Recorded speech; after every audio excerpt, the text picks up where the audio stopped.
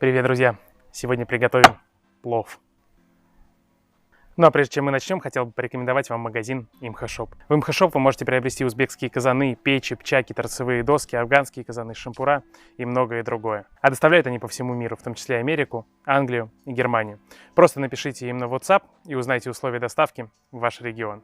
Ссылочку на Имхошоп я оставляю в описании. Напишите, что от Тихона, получите приятный бонус. Ну а мы начинаем готовить. Хороший плов в казане – это всегда изобилие продуктов. Сегодня у нас и мясо, и рис, и нут, и большое количество специй. Начнем с подготовки мяса и курдюка. Готовить я сегодня буду из говядины. У меня здесь 2 килограмма мяса. Но первым делом нужно нарезать курдюк кубиком.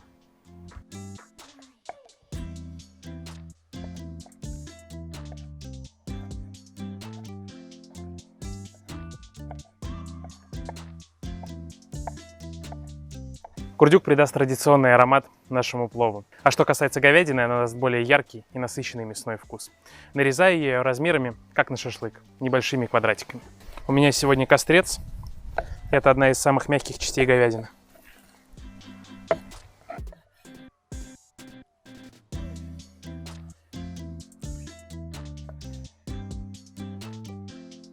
Отлично. Что касается мяса, на 2 килограмма мяса у меня 2 килограмма моркови и 2 килограмма риса. Также мне нужно нашинковать 4 средних луковицы. Плов без лука никуда не годится.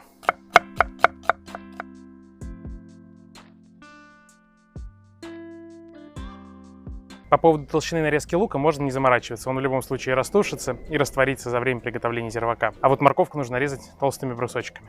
Вот так. Хорошая сочная морковка. Также у меня здесь замоченный с вечера нут и рис, который я замочил прямо перед началом приготовления. Промыл его несколько раз и залил холодной водой, чтобы она полностью его покрывала. Все продукты готовы, разжигаем огонь.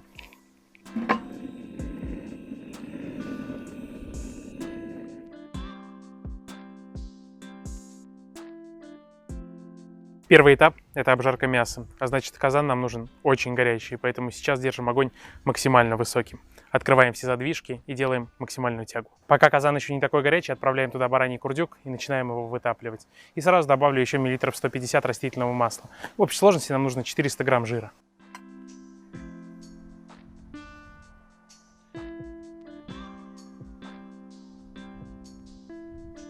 Отлично. Курдюк полностью вытопился.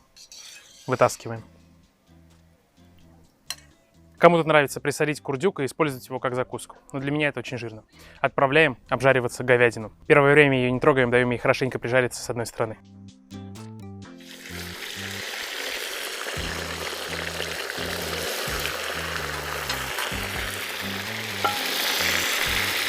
Когда мы добавляем мясо, температура в казане резко падает. Для того, чтобы она продолжила жариться, а не вариться, следите за тем, чтобы огонь был максимальным.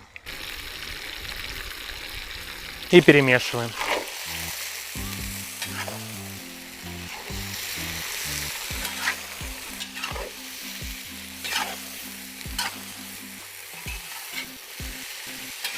Мясо шикарно обжарилось, добавляем туда репчатый лук.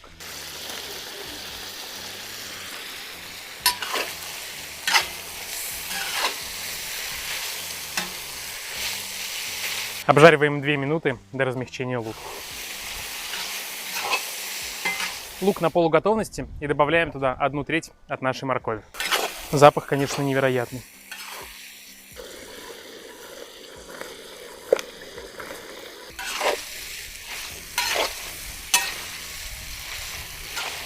Морковь дополнительно отдаст в масло свои красящие вещества, и плов приобретет приятный желто-оранжевый цвет.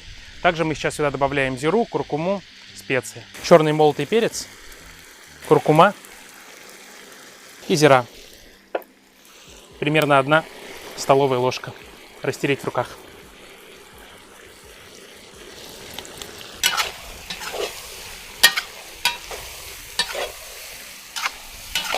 И выкладываем на наше мясо барбарис, нут и оставшуюся морковь. Барбарис дает отличную кислинку в плове. Нут и морковь. Это будет основа для нашего зирвака.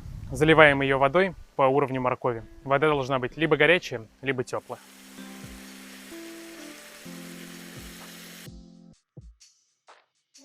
И, конечно же, зирвак нужно посолить. Он должен быть чуть-чуть пересолен, потому что лишняя соль потом будет уходить в рис, который мы не будем уже солить.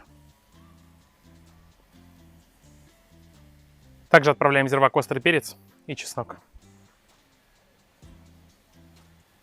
Как я уже несколько раз показывал, мне нравится немного побить чеснок ножом, чтобы он лучше раскрывал свои ароматы.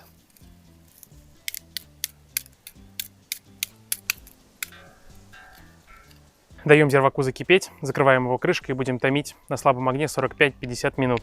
При этом огня сильного не должно быть. Оставляем только угли, чтобы он просто медленно-медленно кипел, объединяясь вкусами.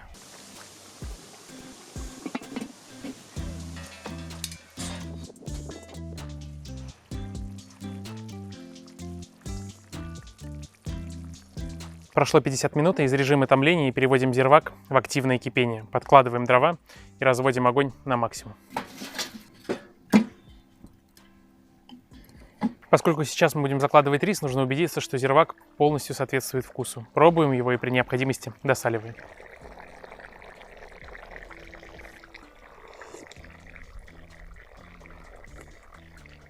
Еще чуть-чуть соли.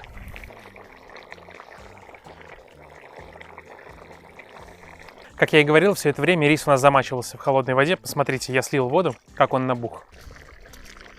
Хороший, крупный рис. И теперь равномерно распределяем его по зирваку.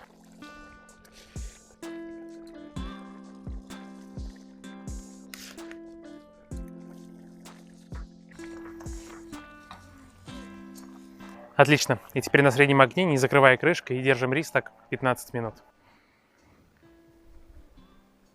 Прошло 15 минут, друзья, и мы первый раз перемешиваем рис. Собираем от краев и от центра и переворачиваем вверх дном. Вначале центральный рис аккуратно переворачиваю, не зацепляя морковь. А потом рис от краев собираю к центру.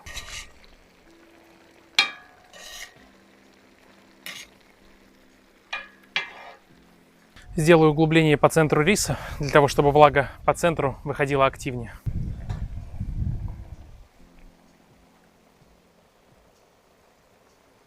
И накрываю тазиком. Таким образом, часть влаги будет испаряться по краям, а та, которая проходит по центру, будет дополнительно пропаривать наш рис вкусными ароматами зирвака. Все, еще минут 20 до готовности риса, и можно подавать плов. Плов готов. Давайте снимать. Красота. Отличный, шикарный рис.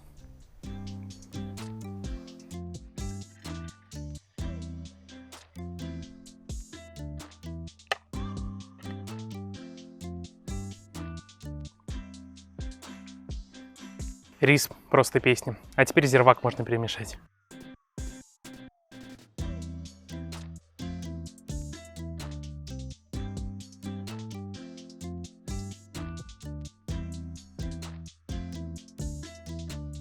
Вот так, друзья, без лишних заморочек готовится обычный хороший плов. Спасибо вам за вашу поддержку, за ваши лайки, комментарии, за то, что подписываетесь на канал и делитесь нашими рецептами со своими друзьями. Давайте скорее попробуем. Так как плов — это в первую очередь про рис, с него и начнем. Аромат невероятный.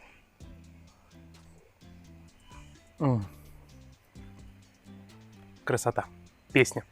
Мягкий, нежный, сочный, полностью готовый рис. Очень вкусно. И самое главное, не сильно жирный. Теперь мясо. Немного моркови, нута.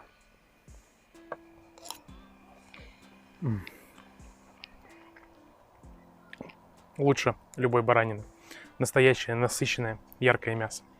На этом у меня все, друзья. С вами был Тихон. До скорых встреч. Пока-пока.